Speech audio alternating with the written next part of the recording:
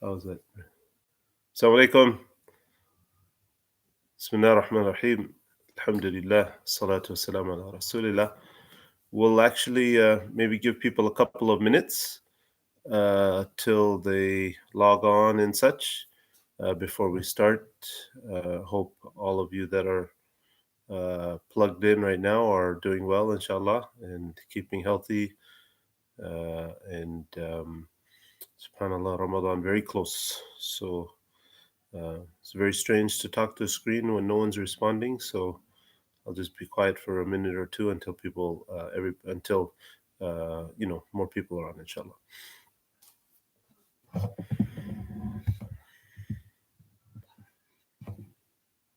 Good, thank you. Appreciate it.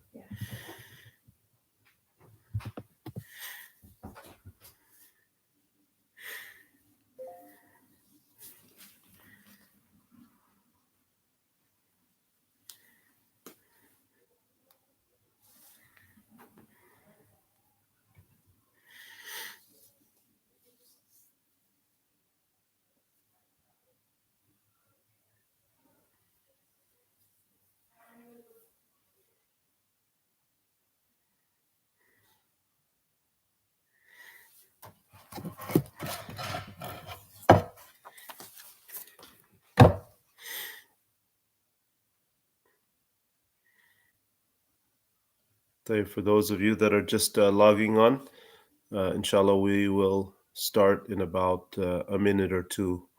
We'll give a few more minutes for people to fully get logged on, inshallah.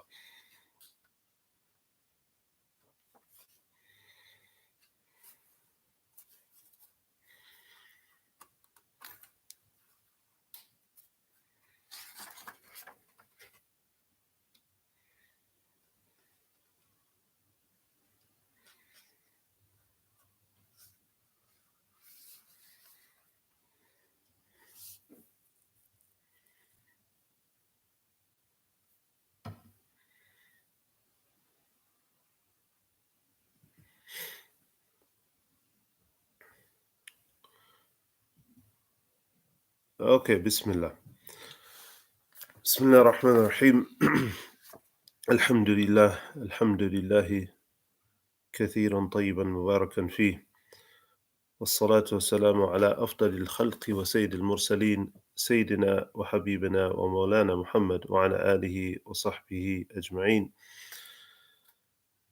We ask Allah subhanahu wa ta'ala to raise this virus from amongst us, and we ask Allah subhanahu wa ta'ala on this blessed Friday to send his peace and blessings upon our beloved Prophet sallallahu alaihi wasallam, upon his companions, upon his family, upon the believers everywhere in the world until the last day.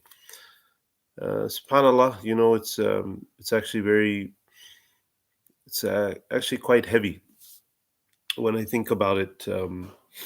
Sitting here in front of a computer screen, just get emotional thinking about it. This is the fifth Friday that we have not been able to gather in the masajid and not been able to worship Allah subhanahu wa ta'ala together.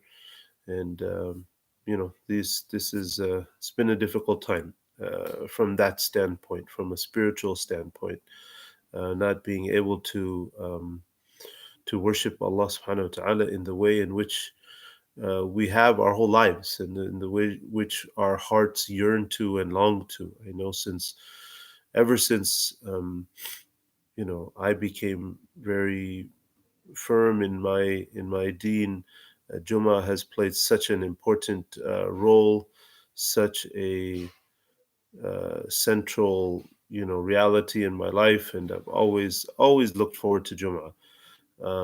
Whether I'm going to listen to the khutbah, whether I'm going to give the khutbah, but just to be with my fellow believers and to see their beautiful faces, and I miss that. And may Allah subhanahu wa ta'ala allow us um, to pray together in our masjid soon.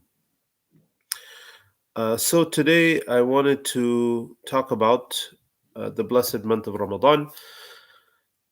Of course, it is coming, and it is coming very fast. We're only a week away, and subhanallah, again, very strange and very difficult to swallow the fact that we won't be seeing each other in the way in which we're used to seeing each other. We won't be praying with each other in the way in which we're used to praying with each other in the blessed month of Ramadan. Uh, but we still have Ramadan, and we still have the opportunity to connect to Allah. And this is the most opportune time, in fact, in one sense, to have Ramadan, because we have the ability to humble ourselves, to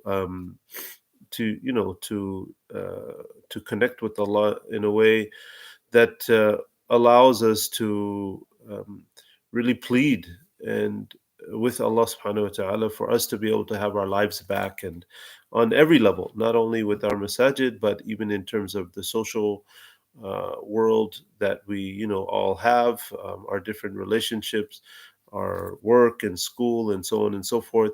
I know this time is proving to be difficult for many people, um, and Ramadan is the time, inshallah, to turn back to Allah subhanahu wa ta'ala and plead to Him for Him to remove this from us. And today I wanted to talk to you about getting ready for Ramadan. How do we get ready for Ramadan in general, and specifically in terms of how do we get ready for Ramadan, knowing that this Ramadan is going to be different. So I think there's a few introductory things I'd like to say, and then I'll go to the meat of what I wanted to talk about today. And in terms of experiencing Ramadan in this different fashion this month, there are some logistics I think that we need to be very clear upon and understand. And as we go into the month, number one, the masjid as obviously will be closed. That means there won't be a congregational Taraweeh prayer in the masjid, but that doesn't mean that you can't do Taraweeh at home. And in fact, that would be the highly recommended thing to do. Taraweeh is a sunnah mu'akkada. It's a highly recommended sunnah to practice. And that doesn't end because the masjid is closed. So please establish the Taraweeh in your homes. And the way that will work for those of you that are not used to praying Taraweeh in this fashion is you're going to pray Isha, of course, pray 2 rakahs of Sunnah, and then you pray Taraweeh. You can pray as short or as long as you want. And you can read from memory short surahs that you know, or you can read from the Mus'haf.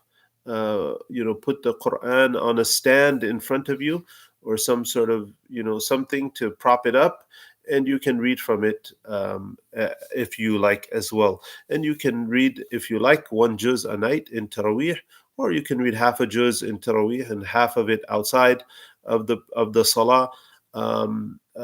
Anything is acceptable. You can preferably pray 8 rakahs or 20 rakahs, but if you do any other number, that's also fine. Any other even number of rakahs, that's fine. And of course, it ends with Salatul Witr. So, excuse me.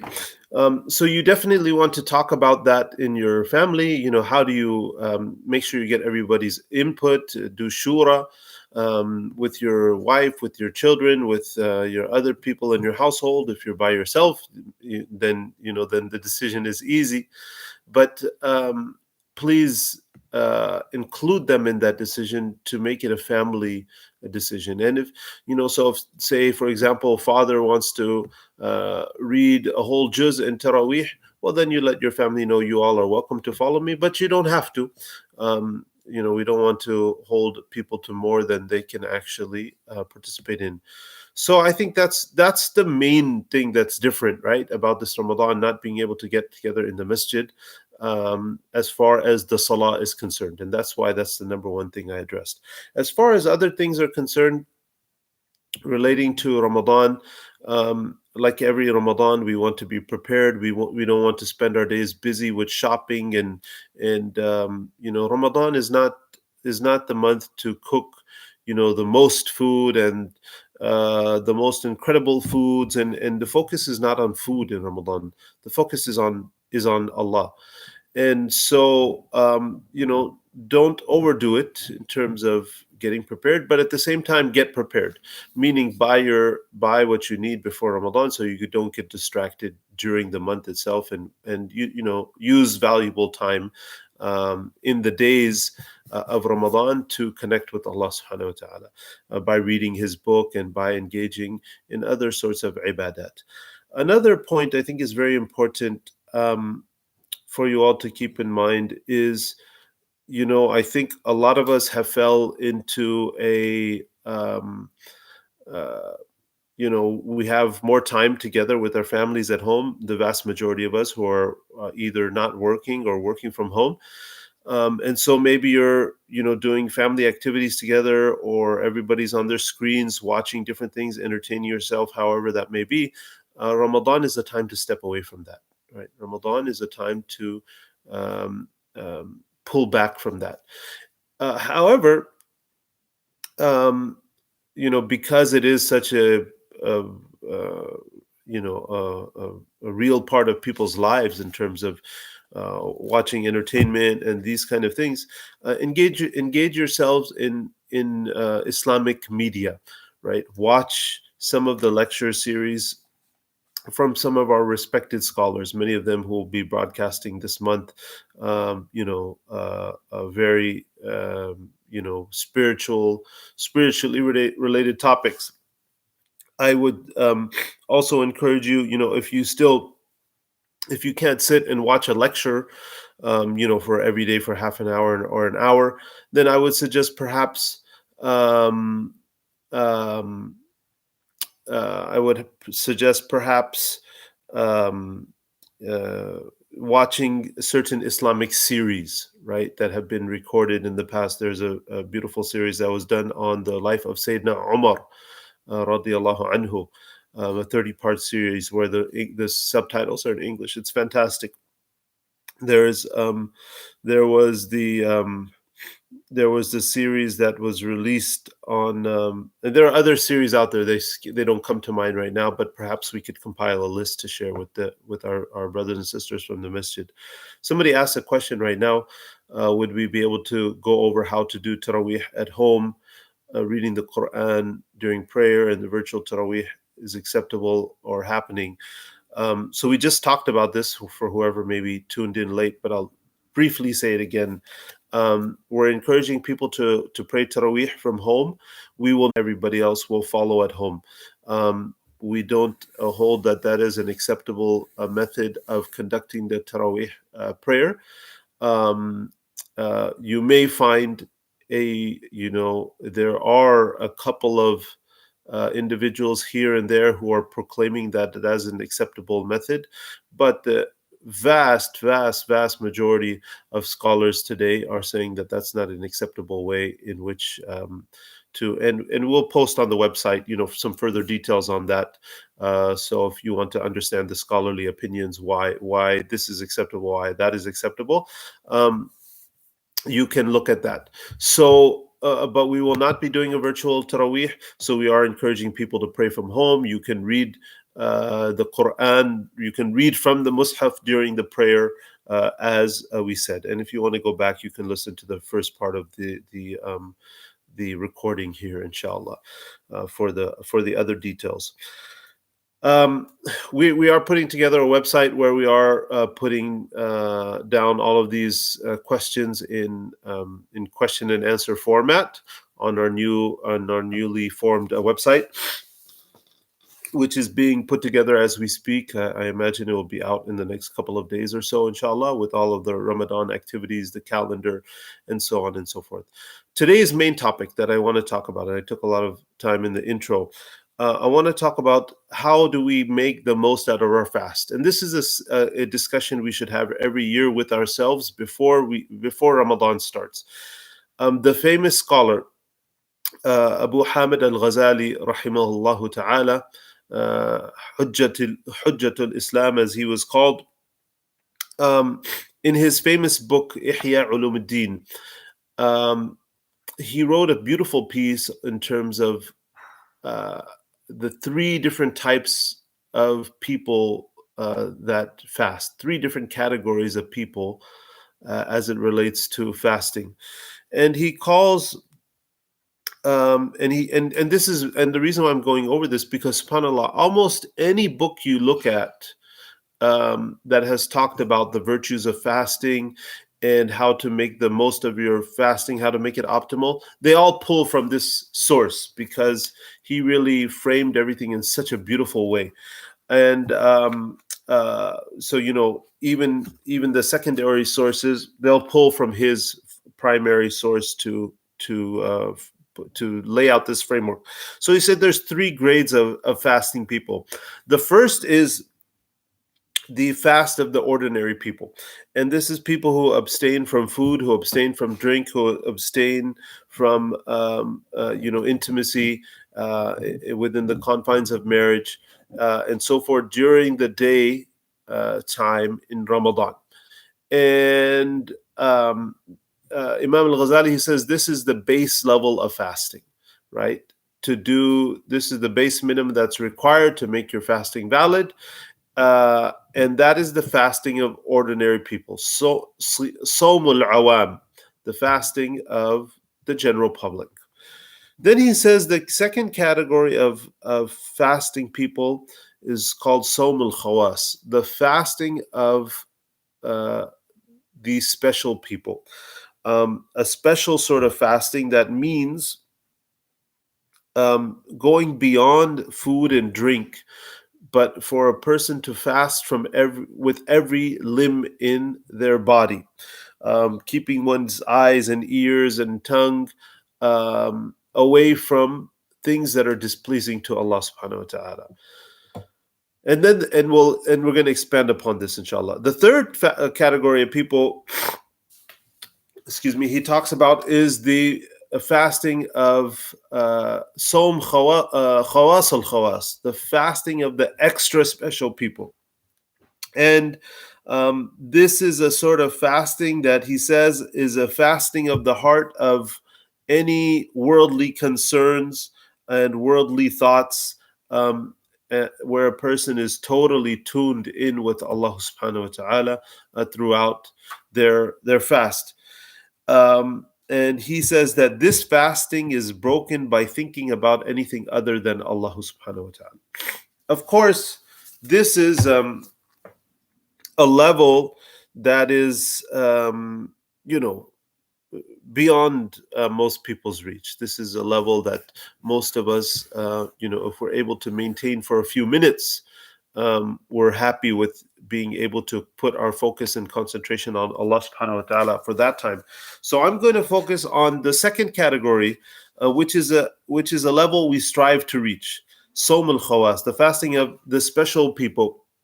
Those who are not only concerned with the external realities of fasting, but also the internal realities. The external realities as it relates specifically to food and drink, but a person who is also concerned about their actions all the way around. And so Imam al-Ghazali, he talks about six things that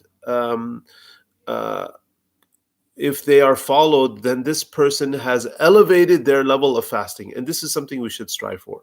I would encourage all of you, including myself first, to strive to be one who reaches this level of fast. And because the scholars, they even talked about, there are people who are fasting, but in reality they're not fasting. And there are people who are not fasting, but in reality they are fasting. And what they mean by that is that there are people who are fasting, but they're not fasting, meaning their lives are normal. They're still engaged maybe in certain sinful matters, in certain sinful acts, not conscious of what they eat, not conscious of what they listen to, of what they watch, of what they ingest with other parts of their body, outside of food and drink. That's a given. And then, as the scholars say, there's some people who are not fasting, but they're fasting, meaning there are people who eat and drink. We're talking about outside of Ramadan, but yet they live a godly lifestyle. They're conscious of every action that they do.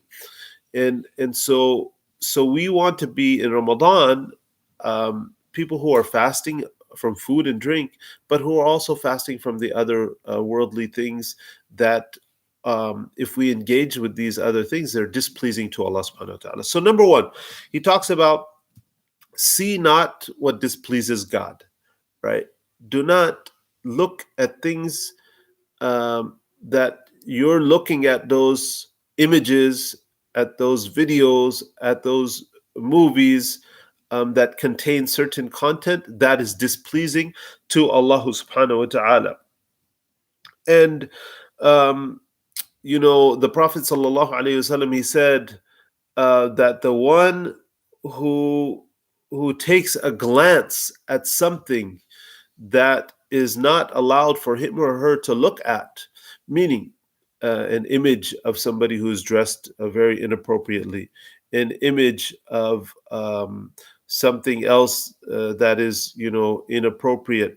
For the most part, it's in the realm of, as it relates to the human body and so forth. He says, is one of the poisoned arrows of shaitan. Is one of the poison, sahmun masmumun min shaitan. It is a poison arrow from shaitan. In other words, looking at something that you shouldn't look at, or you're looking at somebody else in a lustful manner, that other than your spouse, then the Prophet ﷺ says they have they have been hit by a poisoned arrow from shaitan, and God's curse is be upon shaitan. Whoever forsakes that glance, not looking at things that are displeasing to Allah subhanahu wa ta'ala, for fear of Allah, will receive from Allah Azza wa Jal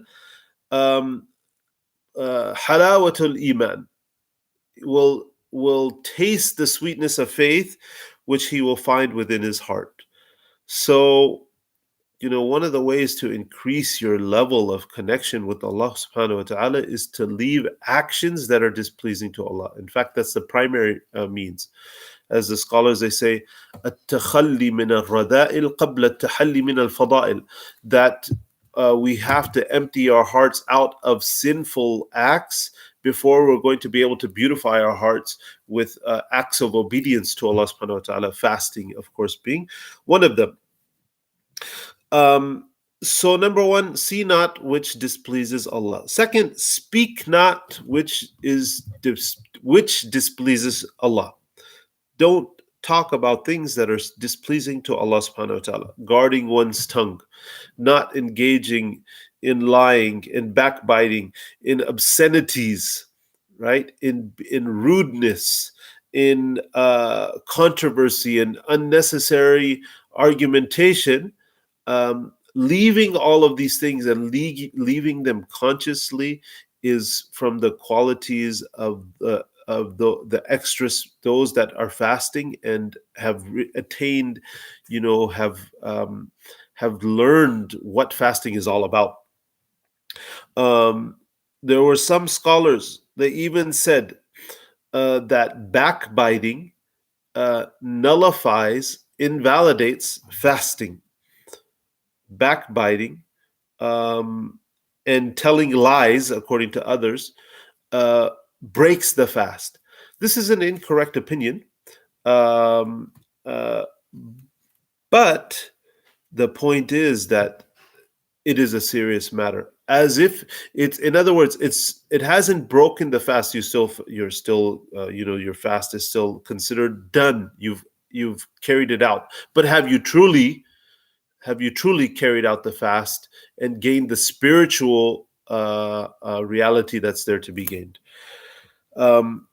So the Prophet sallallahu alaihi wasallam, he told us how to deal with, part of life is, and especially now being at home day and night, maybe tensions are higher at home. May Allah, put peace in all of your homes. But if there's argumentation, if people are provoking you and so on, what do you say? You say, I am fasting, right? In other words, I'm not going to engage. I'm not going to engage in actions that are going to potentially decrease the value of my fast. The third quality that Al Imam Al Ghazali he talks about, he says, "Hear not with that which is displeasing to Allah. Hear not, don't listen to things that are displeasing to Allah. Closing one's ears to everything that's reprehensible. Um, um, not listening to uh, music, for example, that contains negative lyrics, bad lyrics. Not watching media that has inappropriate language in it, and so forth. Um, Extremely important. And by the way, brothers and sisters, these are things we should be practicing all the time. But in Ramadan, that level of fasting, in terms of that spiritual element, in terms of leaving actions which are displeasing to, should be elevated to another, should be on a more conscious level. We should not be watching R-rated movies or something like that, without first, or any other rating of material that's out there, movies and whatnot, without first reading and saying, well, what is this movie about? What is the language content like? What is the sexuality and nudity content like? We don't just look at a movie just because it's popular and the whole world is watching. It doesn't matter. We don't care. We're concerned about protecting ourselves, protecting our eyes and our ears. So ensuring that we're not listening to, and if you're somebody who listens to music and that's part of your life, well, now Ramadan is the time to reevaluate that. And it's absolutely important to reevaluate that, especially if you're listening to music with graphic um, imagery and foul language and all of that. Um, Ramadan is the time to cut all of that out, stop all of that, and learn how to live and survive without that. And you'll do fine. Believe me, you'll do fine when your music no longer has the explicit expletives that it has. You will live and you will be fine and you will prosper and you will thrive. In fact, all of that is nothing but a burden upon your heart. So use Ramadan as a time to move away from those matters, if those are things that you are tied to. The fourth thing, um, the fourth thing um, is uh, that we we should not we should keep all of our other limbs and organs away from being involved in sinful matters. So that entails the stomach, when it's time to break fast, staying away from things that are harmful to us, especially if all those things are questionable in terms of their permissibility to eat or not, and any other aspect of our being besides those particular senses that I mentioned, that we should also be conscious of, um, not engaging in actions that are displeasing to Allah subhanahu wa ta'ala. Then Imam al-Ghazali, fifthly, he talks about avoid overeating. Um, we should not overindulge in food at the time of breaking fast, to the point of stuffing ourselves. And what is the point of fasting? You didn't have lunch, and so now you have dinner, but your dinner is twice or three times the amount of a meal that it would have been otherwise. We've missed the point. We've missed the point. Nor do we need to have two solid meals later in the night so as to make up for what we lost. If somebody thinks that they've actually lost or missed something, we eat in the normal fashion that we would eat.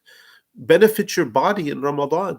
Ramadan is supposed to be spiritually uplifting. It's supposed to be a time of to increase in our taqwa, but it's also a time to take advantage of the physical benefits that we can take during Ramadan, and that comes by avoiding overeating. We've completely missed the mark. If Ramadan is the purpose of part of the purpose of Ramadan is to learn self-control, but then we have no self-control when it comes to breaking our fast. The last thing, and we'll wrap up with this, inshallah ta'ala, is to look to Allah subhanahu wa ta'ala with fear and hope. Uh, that we should um, strike this balance with our Lord between al-raja wal-khawf. What does that mean? You know, um, as Muslims, we're supposed to be hopeful in the mercy of Allah subhanahu wa ta'ala.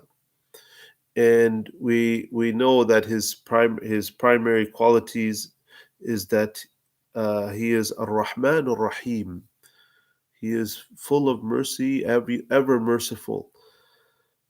But at the same time, that doesn't mean that we commit wrong actions and say, "Yeah, Allah, well, you are going to forgive us. You are going to forgive us, so it's fine." And we're hopeful for your mercy, and that leads to a certain neglect. We also need to embody the concept of fear. In others, we also should be afraid of Allah subhanahu wa ta'ala's punishment. And this is the beauty of who we are as Muslims. We don't go to extremes. We are balanced by these two concepts because we know that Allah's mercy is overrides his punishment, but we also know that his punishment is real. So striking that balance, and so that means what? That means we break our fast. By the way, Ramadan is a time when our days are full of sabr and our nights are full of shukr. Our days when we're fasting and being patient, and nights are full of giving thanks to Allah subhanahu wa ta'ala by standing up in prayer to Him. And so we get at night when we stand in front of Allah subhanahu wa ta'ala, when we're making dua, what do? We um, um, we ask Allah to accept our prayer. We're hopeful that we did, enough, and we conducted our fasting in a way that's pleasing to Allah, so that He would accept from us. But then we also are fearful that that is not the case too, and that's why we insist upon, Ya Allah, oh Allah, accept from me, Ya Allah, Allahumma taqabbal minni, Allahumma taqabbal minni, Allahumma tajawaz anni sayyati, oh Allah, and forgive me for my shortcomings that I may have partaken in. So finding that, living between those two points is very, very important. I think I'm going to stop here. I don't want to take this too long, and ask Allah to make this month of Ramadan for us the best Ramadan that we've ever had. And you have the opportunity to do that, because at the end of the day, this is a connection between you and Allah. Of course, that is bolstered, it's boosted by being in a community of our beloved brothers and sisters, and we're worshiping Allah together. But that does not mean that you don't have the ability to exert even more effort to read Allah's book, to stand up in prayer at night, to call upon Him in private, to pray, make a deeper connection, a bond between you and your family and this month, because now you're going to be at home together. It doesn't mean that you don't have the opportunity to do all of that to make this month the most optimal that it could be. One question that was asked by Brother Kenneth: can a person still be considered fasting if they can't fast from food or drink, but fast from the other things mentioned by Imam Ghazali? It's a good question. Yes and no. So say you are not able to fast, you are sick, say you have some chronic illness that discludes you from fasting, or some other reason. Can you still fast in the manner that was described by Imam al-Ghazali? In one sense, yes. Of course, we're always trying to be as close as we can with Allah subhanahu wa ta'ala, and Allah will reward us with as if we were fasting because we had the intention to fast, but we couldn't because of something that was out of our control. But we maintained proper etiquette with Allah beyond uh, the fact that we couldn't, eat, and beyond the fact that we couldn't fast. On the other sense, will it be counted as a fast? So if somebody who's chronically ill in Ramadan and they can't fast, but they maintained all of the other sort of boundaries in terms of making sure they're fasting in the spirit of fasting, their eyes and ears and mouth and so forth. Can that person say, well, that this is counted for me as a fast? In that case, no. You still you're responsible for paying the fidya, for giving enough food to one person, to one for one poor person for one day. So that you're not precluded from that. That doesn't count as a fast in that sense. So good question. May Allah subhanahu wa ta'ala make this month blessed for us. May Allah make it full of striving our best for Allah subhanahu wa ta'ala in this month. And we ask Allah to allow us to reach this month in full health and with beautiful iman. And we'll be broadcasting very frequently during Ramadan. We'll have one dars, one small lesson during the day. I think we're going to do it at 2 p.m. inshallah. We're going to be discussing beautiful incidents in the lifetime of the Prophet ﷺ that would be points of inspiration and motivation for us, that shows the beautiful character of the Prophet ﷺ, but where there's also great lessons to be learned. So we'll be spending our days with the Prophet ﷺ in one sense, and then we'll be spending our nights with Allah subhanahu wa ta'ala every night at 9 p.m. We will have a program, maybe 30 to 40 minutes. We don't want to keep it too long because we want you to engage in your own personal ibadah, but we do want to provide some Quranic reflections and be able to remember Allah subhanahu wa ta'ala's book, remember the spirit of Ramadan by learning certain lessons that Allah has given us in the Quran. This month we're going to be talking about stories behind the different verses in the Quran. This is related to asbab al-nuzul, why certain things were revealed by Allah subhanahu wa ta'ala, and the story behind certain verses, and inshallah you'll find it inspiring. We're also going to have inshallah with us this Ramadan Qari Salama, our dear brother Qari Salama he's in Egypt now, but he'll be joining us via the internet. So he'll start off our program every day with the recitation of some Quran, and he'll end our program with dua, and we'll make a Quranic reflection, and then we're also going to do a community check-in. Those families that are part of the ISWV community that come to Ramadan regularly, but this Ramadan we won't be able to see you in person. Well, what we want to do is be able to at least arrange Zoom calls into your homes, so that every night we'll check in with one family, spend about 5 to 10 minutes, see how everything is with you, and for you to be able to interface briefly with the community. So if anybody would like to be a part of that, please reach out to us. We'll be sending out the email, and it'll be on the website, and you can reach out and say, I'd like to be called one of the nights of Ramadan, and we'd love to check in with you and your family. And so that's what's going to be going on this Ramadan. We look forward to being with you in the nights of Ramadan in that fashion. Wa sallallahu ala Sayyidina Muhammad wa ala alihi wa sahbihi ajma'in. Assalamu alaikum.